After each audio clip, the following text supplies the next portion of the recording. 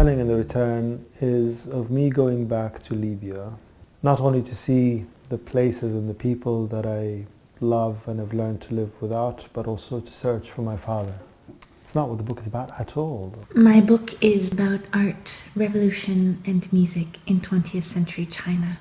It's about the decisions that people make under increasingly oppressive regimes and about control of language. Burning Country is the story of the Syrian revolution and then counter-revolution and war in its full social and cultural as well as historical and political context. The Argonauts is, I call it auto theory, which is a combination of autobiography and critical theory, and it was really taking the last 30 years of study of feminist and queer theory and combining it with an examination of current issues around gay marriage, queer family making, transgender issues, queer maternity, a snapshot of the times.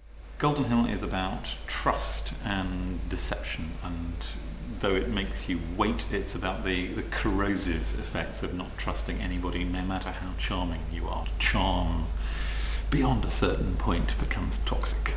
All that might be helpful is that this is the story of a very traumatized child who lives on a hill. It's about how a particular painting by Velázquez, Las Meninas, one I think his greatest painting, changed my life, and how a painting found by a humble bookseller from Reading in the 19th century, how that painting that he discovered changed his life. He is trying to find the backstory of this painting that he has discovered, and I am following him to find out what happened to him. Sport of Kings is a book about, yes, it's about American horse racing, but it's a book about American race primarily. It's about a father and daughter who have a farm which they turn over to the breeding of thoroughbred horses, and a groom who comes to work there and becomes involved with the daughter. In some ways, I think the structure is an older girl telling a story to a younger girl. The title of the book is The Vanishing Man, and it doesn't just refer to Velázquez himself, a very elusive artist, or to the picture, which vanishes and reappears, but also to John Snare himself, the character at the centre of my book, who vanishes until I discover him again. The story is told almost like doorways inside doorways, portals inside portals. I try to tell the story in a way that could absorb all of the different levels of reverberations that return exacted on me. It's obviously a search. We thought Syrians themselves should tell the story, so we told the story through the stories of Syrians who'd experienced and made the events themselves, the people who don't often get heard. I hope that for the reader it becomes a way of thinking about cyclical recurrences.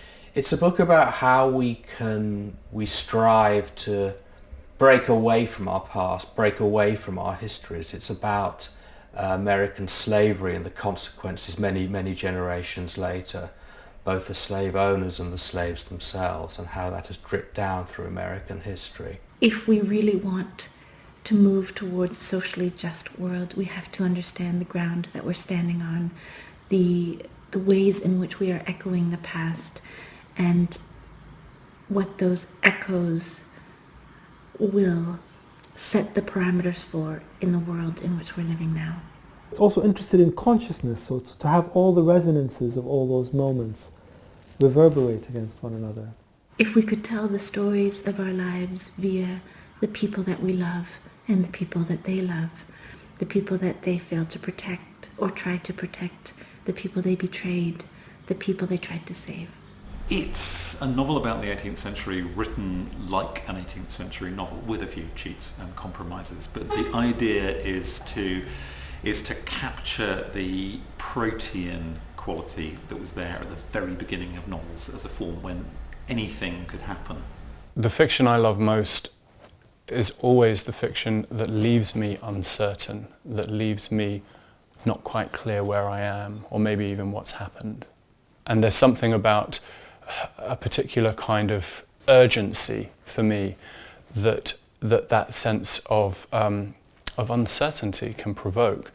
So I wanted to write something that left me, apart from anyone else, with that sense of urgency. And if that communicates itself to the reader, I know that can be very frustrating for some readers, but it can also be a feature rather than a bug. I would like the reader to feel something that I encounter in the most memorable reading experiences, which is to recognize myself, to find myself in situations and places and people that are very different from me, and to remember that that I'm connected somehow to everything. Everyone knows about the dictator, everyone knows about the jihadists.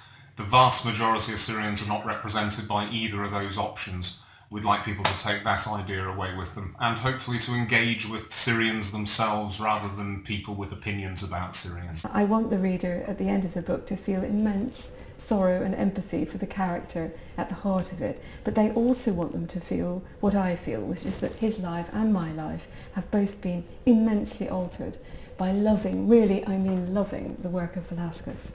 The story of the father, the daughter and the groom comes to an extremely dramatic and explosive end and leaves you as a reader feeling that you've been shown an America that you haven't really seen before. At the end of the book, I'd like the reader to be exhilarated, disappointed, slightly crushed in a good way, and with the sensation of their head spinning at a speed beyond all reasonable control.